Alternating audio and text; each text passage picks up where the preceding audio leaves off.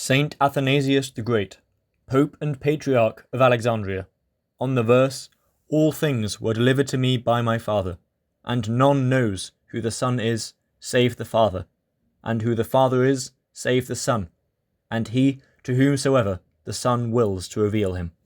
Glory be to the Father, and to the Son, and to the Holy Spirit, one God, now and always, unto the ages of ages. Amen." And from not perceiving this, they, the sect of Arius, Eusebius and his fellows, indulge impiety against the Lord. For they say, if all things were delivered, by meaning all, the lordship of creation, there was once a time when he had them not. But if he had them not, he is not of the Father, for if he were, he would on that account have had them always, and would not have required to receive them. But this point will furnish all the clearer an exposure of their folly. For the expression in question does not refer to the lordship over creation, nor to presiding over the works of God, but is meant to reveal in part the intention of the incarnation. For if, when he was speaking, they were delivered to him, clearly before he received them, creation was void of the word. What then becomes of the text, "In him all things consist"? But if simultaneously with the origin of the creation it was all delivered to him, such delivery were superfluous, for all things were made by him, and it would be unnecessary for all those things of which the Lord himself was the artificer to be delivered over to him. For in making them, he was Lord of the things which were being originated. But even supposing they were delivered to him after they were originated, see the monstrosity. For if they were delivered, and upon his receiving them the Father retired, then we are in peril of falling into the fabulous tales which some tell, that he gave over his works to the Son, and himself departed. Or if, while the Son has them, the Father has them also, we ought to say not were delivered, but that he took him as partner, as Paul did Silvanus. But this is even more monstrous, for God is not imperfect, nor did he summon the Son to help him in his need, but, being Father of the Word, he makes all things by his means, and without delivering creation over to him, by his means, and in him, exercises providence over it, so that not even a sparrow falls to the ground without the Father, nor is the grass clothed without God. But at once the Father works, and the Son works hitherto. Vain, therefore, is the opinion of the impious, for the expression is not what they think, but designates the incarnation. For whereas man sinned and is fallen, and by his fall all things are in confusion, death prevailed from Adam to Moses. The earth was cursed, Hades was opened, paradise shut, heaven offended, man lastly corrupted and brutalized, while the devil was exulting against us. Then God, in his loving kindness, not willing man made in his own image to perish, said, "Whom shall I send? And who will go?" But while all held their peace, the Son said, "Here am I, send me." And then it was that, saying, "Go," he delivered to man, him, that the Word himself might be made flesh, and by taking the flesh, to restore it wholly.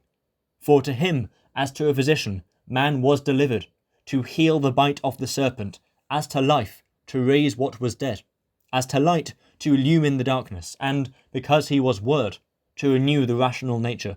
Since then all things were delivered to him, and he is made man, straightway all things were set right and perfected. Earth receives blessing instead of a curse, paradise was opened to the robber, Hades cowered, the tombs were opened and the dead raised, the gates of heaven were lifted up to await him that comes from Edom. Why, the Saviour himself expressly signifies in what sense all things were delivered to him, when he continues, as Matthew tells us, "Come unto me, all you that labour and are heavy laden, and I will give you rest." Yes, you were delivered to me, to give rest to those who had laboured, and life to the dead. And what is written in John's Gospel harmonizes with this. The Father loves the Son, and has given all things into his hand, given, in order that, just as all things were made by him, so in him all things might be renewed. For they were not delivered unto him, that being poor he might be made rich, nor did he receive all things, that he might receive power, which before he lacked. Far be the thought. But in order that, as Saviour, he might rather set all things right. For it was fitting that while through him all things came into being at the beginning, in him, note the change of phrase, all things should be set right. For at the beginning they came into being through him, but afterwards all having fallen, the Word has been made flesh and put on, in order that in him all should be set right. Suffering himself, he gave us rest. Hungering himself, he nourished us. And going down into Hades, he brought us back thence. For example, at the time of the creation of all things, their creation consisted in a fiat, such as, let the earth bring forth, let there be. But at the restoration, it was fitting that all things should be delivered to him, in order that he might be made man, and all things be renewed in him. For man, being in him, was quickened. For this was why the Word was united to the man, namely, that against man the curse might no longer prevail. This is the reason why they record the request made on behalf of mankind in the 71st Psalm, Give the king your judgment, O God, asking that both the judgment of death which hung over us may be delivered to the Son, and that he may then, by dying for us, abolish it for us himself. This was what he signified, saying himself in the 87th Psalm, Your indignation lies hard upon me. For he bore the indignation which lay upon us, as also he says in the 137th Psalm, Lord, you shall do vengeance for me. Thus, then, we may understand all things to have been delivered to the Saviour, and, if it be necessary, to follow up my understanding by explanation, that has been delivered unto him, which he did not previously possess. For he was not man previously, but became man, for the sake of saving man. And the Word was not in the beginning flesh, but has been made flesh subsequently, in which flesh, as the Apostle says, he reconciled the enmity which was against us, and destroyed the law of the commandments in ordinances, that he might make the two into one new man, making peace and reconcile both in one body to the Father, that, however, which the Father has, belongs also to the Son. So also he says in John, all things whatsoever the Father has are mine. Expressions which could not be improved. For when he became that which he was not, all things were delivered to him. But when he desires to declare his unity with the Father, he teaches it without any reserve, saying, all things whatsoever the Father has are mine.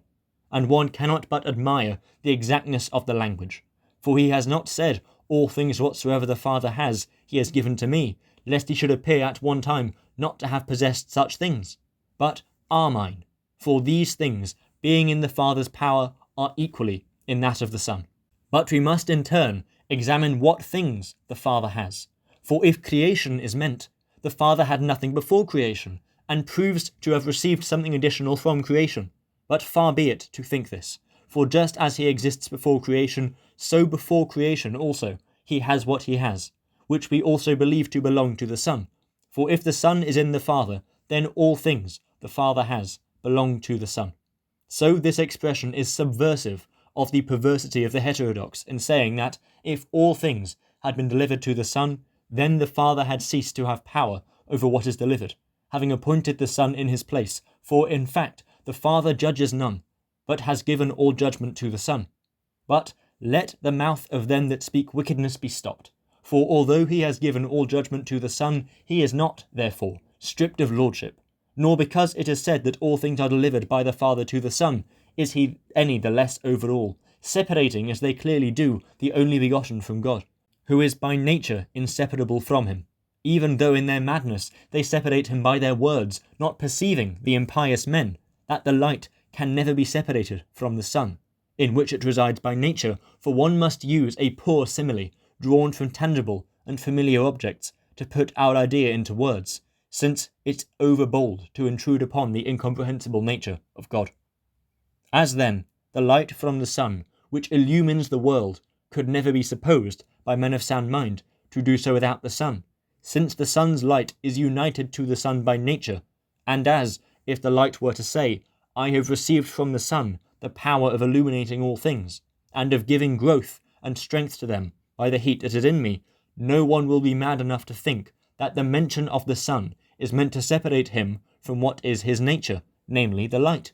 So piety would have us perceive that the divine essence of the Word is united by nature to his own Father. For the text before us will put our problem in the clearest possible light, seeing that the Saviour has said, all things whatsoever the Father has are mine, which shows that he is ever with the Father, for whatsoever he has shows that the Father wields the lordship, while our mine shows the inseparable union. It is necessary then that we should perceive that in the Father resides everlastingness, eternity, immortality. Now these reside in him, not as adventitious attributes, but as it were in a wellspring. They reside in him, and in the Son. When then you wish to perceive what relates to the Son, learn what is in the Father, for this is what you must believe to be in the Son. If then the Father is a thing created or made, these qualities belong also to the Son, and if it is permissible to say of the Father that there was once a time when he was not, or made of nothing, let these words be applied also to the Son. But if it is impious to ascribe these attributes to the Father, grant that it is impious also to ascribe them to the Son. For what belongs to the Father belongs to the Son. For he that honours the Son honours the Father that sent him, and he that receives the Son receives the Father with him, because he that has seen the Son has seen the Father. As then the Father is not a creature, so neither is the Son. And as it is not possible to say of him, there was a time when he was not, or made of nothing, so it is not proper to say the like of the Son either, but rather, as the Father's attributes are everlastingness, immortality, eternity, and the being of no creature, it follows thus that we must also think of the Son. For as it is written, as the Father has life in himself, so gave he to the Son also to have life in himself. But he uses the word gave in order to point out to the Father who gives. As, again, life is in the Father, so also it is in the Son, so as to show him to be inseparable and everlasting. For this is why he speaks with exactness, whatsoever the Father has, in order namely that by thus mentioning the Father he may avoid being thought to be the Father himself, for he does not say, I am the Father, but whatsoever the Father has. For his only begotten Son might, you Arians, be called Father by his Father, yet not in the sense in which you in your error might perhaps understand it, but, while Son of the Father that begot him, Father of the coming age. For it is necessary not to leave any of your surmises open to you. Well then, he says by the prophet, a Son is born and given to us, whose government is upon his shoulder. And his name shall be called Angel of Great Counsel, Mighty God, Ruler, Father of the coming age. The only begotten Son of God, then, is at once Father of the coming age, and Mighty God, and Ruler. And it is shown clearly that all things whatsoever the Father has are his, and that, as the Father gives life, the Son likewise is able to quicken whom he will. For the dead, he says, shall hear the voice of the Son, and shall live. And the will and desire of Father and Son is one, since their nature also is one and indivisible. And the Arians torture themselves to no purpose, from not understanding the saying of our Saviour, all things whatsoever the Father has are mine. For from this passage at once the delusion of Sabellius can be upset, and it will expose the folly of our modern Jews. For this is why the only begotten, having life in himself as the Father has, also knows alone who the Father is, namely because he is in the Father, and the Father in him.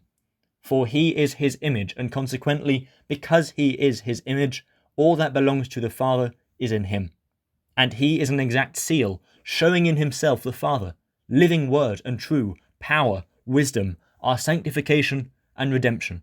For in him we both live and move and have our being. And no man knows who is the Father, save the Son, and who is the Son, save the Father. And how do the impious men venture to speak folly, as they ought not, being men and unable to find out how to describe even what is on the earth? But why do I say what is on the earth? Let them tell us their own nature, if they can discover how to investigate their own nature. Rash they are indeed, and self-willed, not trembling to form opinions of things which angels desire to look into, who are so far above them, both in nature and in rank. For what is nearer God than the cherubim or the seraphim? And yet they, not even seeing him, not standing on their feet, not even with bare, but as it is, with veiled faces, offer their praises, with untiring lips, doing naught else, but glorify the divine and ineffable nature with the Trisagion. And nowhere has any one of the divinely speaking prophets, men especially selected for such vision, reported to us that in the first utterance of the word holy the voice is raised aloud, while in the second it is lower, but in the third quite low, and that consequently the first utterance denotes lordship, the second subordination, and the third marks yet a lower degree. But away with the folly of these haters of God and senseless men, for the triad, praised, reverenced, and adored, is one and indivisible, without degrees. It is united without confusion, just as the monad also is distinguished without separation.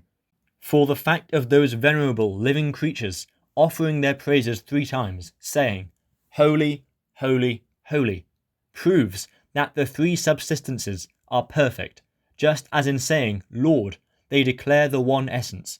They then, that depreciate the only begotten Son of God, blaspheme God, defaming his perfection and accusing him of imperfection, and render themselves liable to the severest chastisement.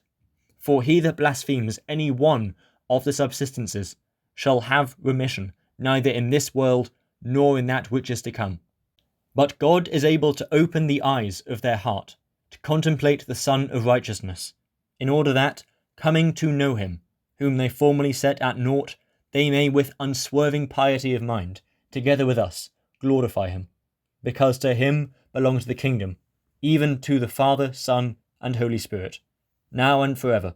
Amen.